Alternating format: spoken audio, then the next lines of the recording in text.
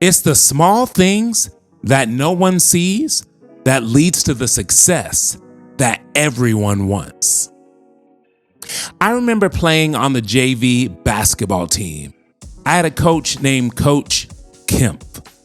And Coach Kemp always had an attitude or a mindset that he was trying to teach us. Every week he would have another saying, and one of the sayings that I remember is he would say, if you discipline yourselves, others won't have to. And he would say it all the time. Discipline yourselves, others won't have to. Discipline yourselves, others won't have to. He said it to the point of us as little kids starting to mock him for this saying. But as I grew older, I realized how true that statement was. Most of the things that you and I go through, we go through because we refuse to commit to a life of discipline. Discipline in itself is powerful, and it is ultimately a small discipline that bridges the gap between what you want and what you actually achieve. We tend to want things in life very quickly, but what we need to realize is nothing in life is going to come to us without passing the discipline test that it requires. Every desire that you have is linked to a discipline test. And in order for you and I to gain the desire, we must first pass the test.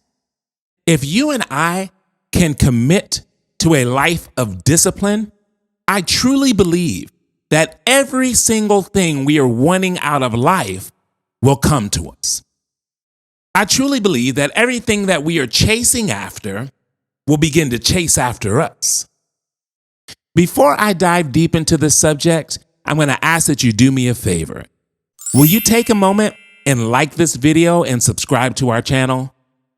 The like tells YouTube that you want to see more videos like this, while the subscribe tells me that you want to see more videos like this. And we are committed to building a community of people that are wanting to grow themselves. So I appreciate your subscription. Now, when it comes down to the subject of discipline, one of the things that we are challenged with is, can we develop ourselves to do the right thing every single time? Can we challenge ourselves to pass the discipline test more than not? I'm reminded of the story of the retiring carpenter. A carpenter that had been working for a company for a very, very long time announces to his boss, hey, I'm calling it quits. I am ready to retire. The boss was devastated by this information. The boss was sad to see such a talented worker go and asked, okay, I know you've made this decision to retire, but before you retire, will you build me one more home? The carpenter agreed, but his heart wasn't in it. He kind of mailed it in the entire way. He resorted to using inferior materials and taking shortcuts whenever he could. He said, man, I told him I want to be done building these houses. I'm over it. I'm just going to patch this work together so that I can get to my retirement. When the carpenter finished his work, the boss came to inspect the house. After inspecting the house, the boss pulls out a key and says, this is your house. This is my gift to you. I just want to thank you for all that you've done for me throughout the years. The carpenter's jaw dropped. The carpenter started thinking, no. I used all these inferior materials. I mailed it in. This house isn't up to par. This wouldn't be what I would want my house to look like. The carpenter was shocked and embarrassed. The carpenter didn't realize that he was building his own house. If he had known that he was building his own house, he would have done things a lot different. Every single day, we build our own lives. And the discipline test that is presented to us is, will we do our best work no matter what? Will we put in 100% with consistency no matter what? When it comes to the subject of discipline, research shows that habits play a major part. You can't talk about discipline without talking about habits. But the thing about habits is, in order to move in a right direction, no matter what the situation is, in order to move the needle forward, we can't just remove the old habit that doesn't serve us. We have to replace it with a better habit. And I want to cover 3 challenges that are potential roadblocks to us establishing healthy habits and living this life of discipline.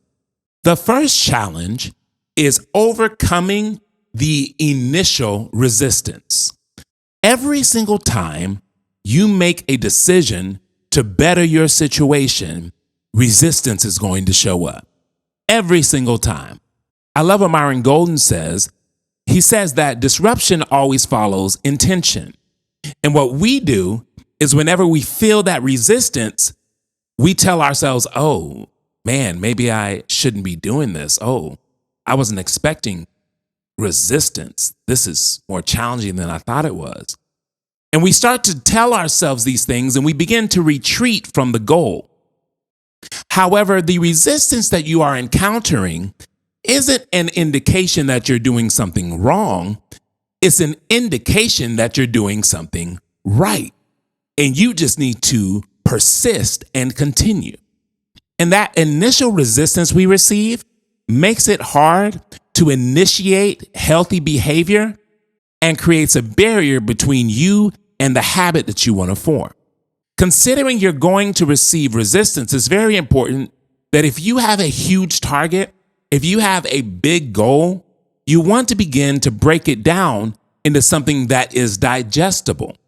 Because breaking it down to smaller pieces will then give you the courage that you need to fight off that initial resistance.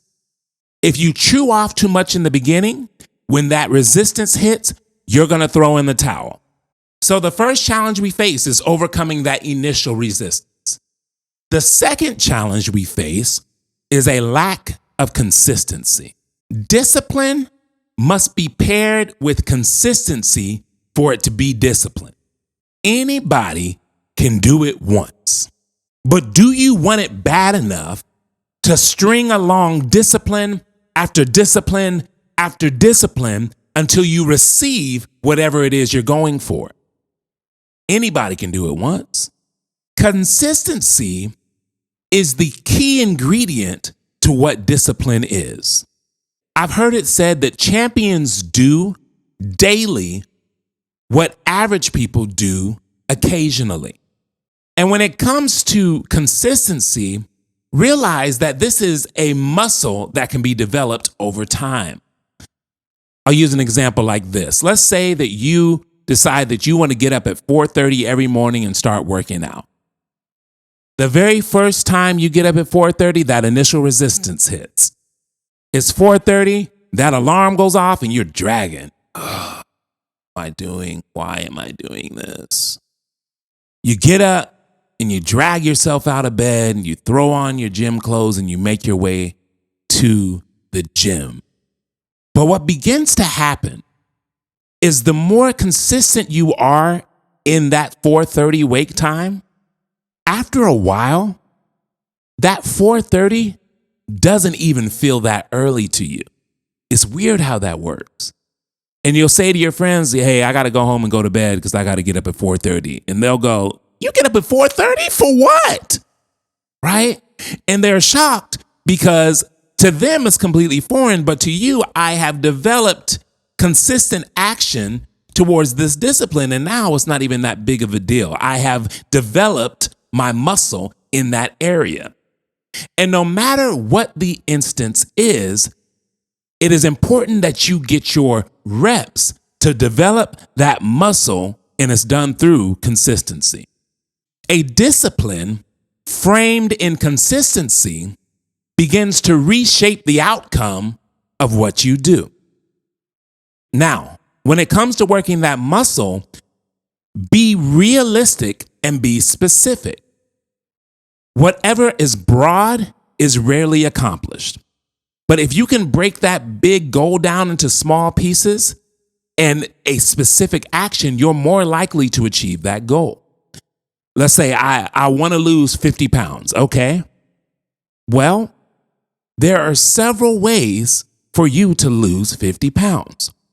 So rather than just saying, hey, I want to lose weight, we have to begin to get specific about what are the daily actions that we are going to take. And I love the book Atomic Habits, where it really talks about you beginning to shape your identity. And if you focus in on your identity and who you want to become, it naturally begins to change your actions. Don't allow the size of the dream to prevent you from taking the first step.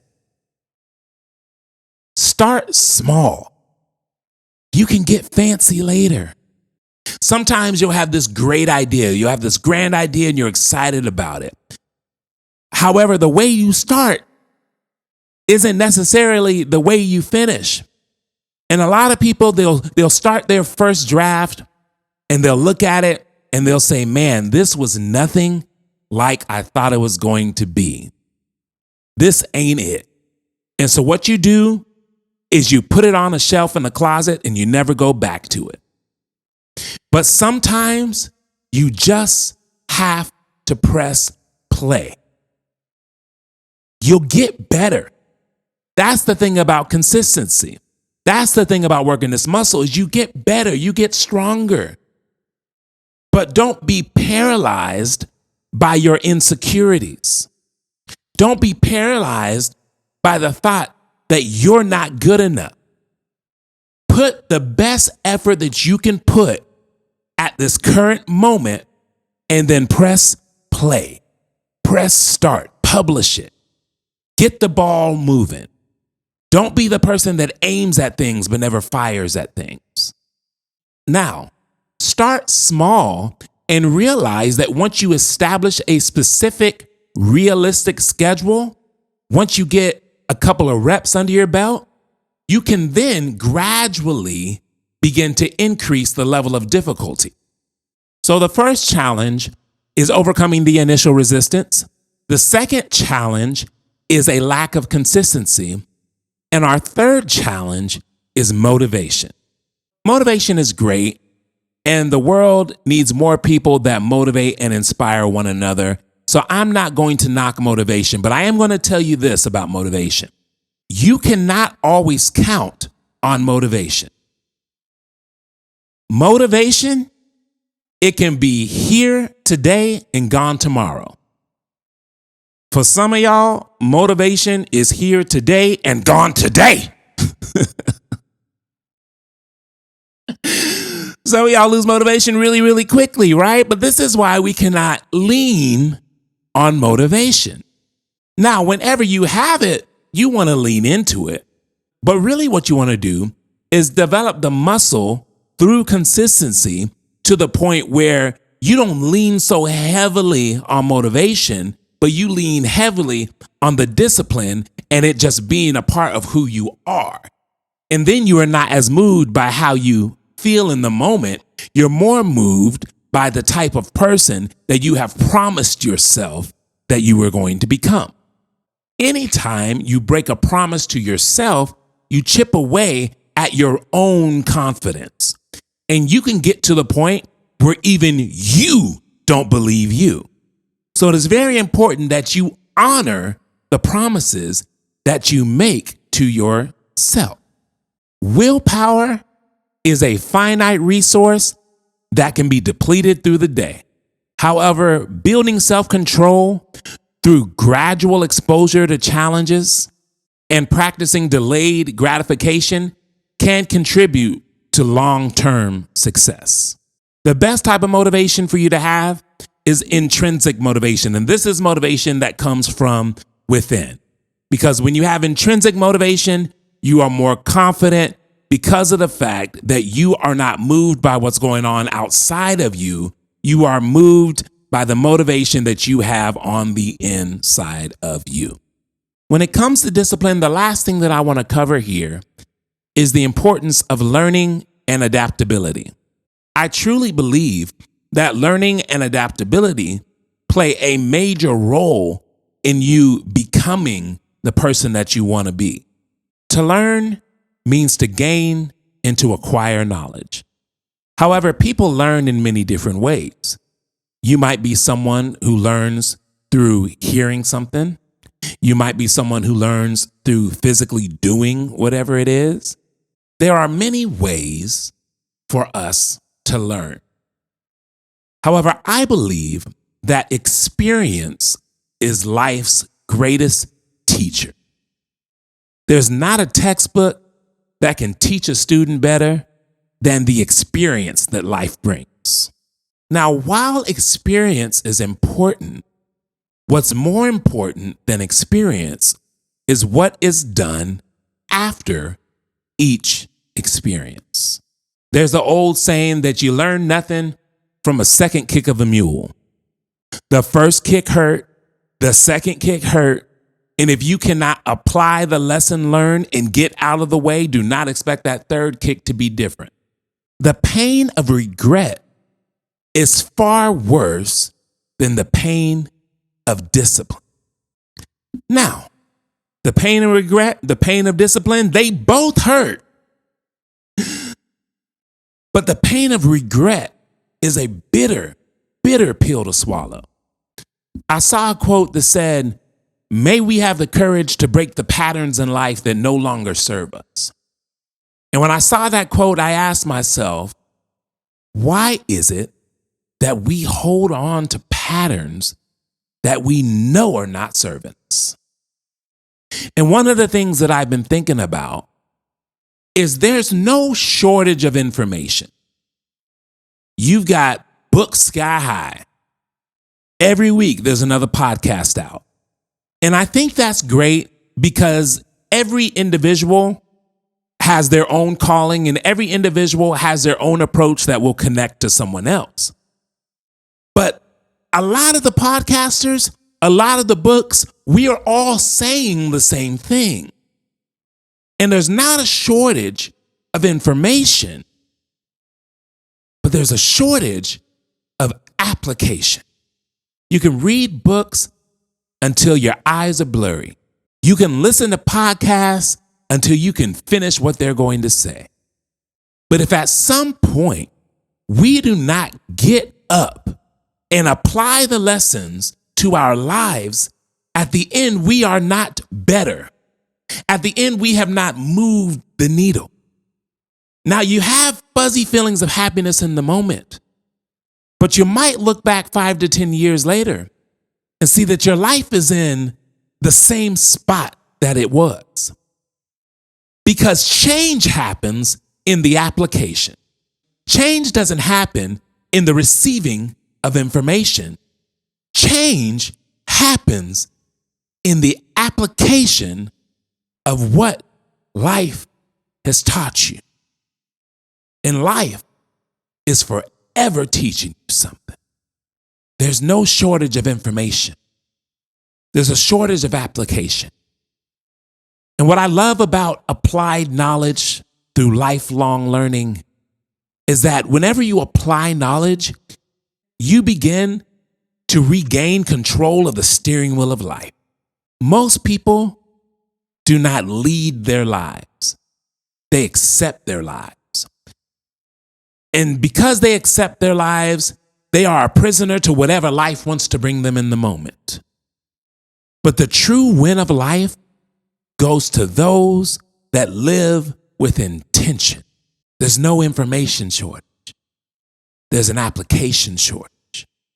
And learning is ultimately about translating what we know into what we do. It's the doing that makes the difference. And in the doing, we develop discipline. In the doing, we develop consistency. In the doing, we impact others. In the doing, we leave a legacy. In the doing, people will talk about what you taught them for years and years and years to come. Ultimately, discipline is about changing. And if we haven't changed, we haven't learned. And I want to challenge you to not just be a hearer only, but to be a doer of that which you hear. Always remember, the growth is a journey. It's not a destination. I'm in it with you. And I'll catch you on the next one.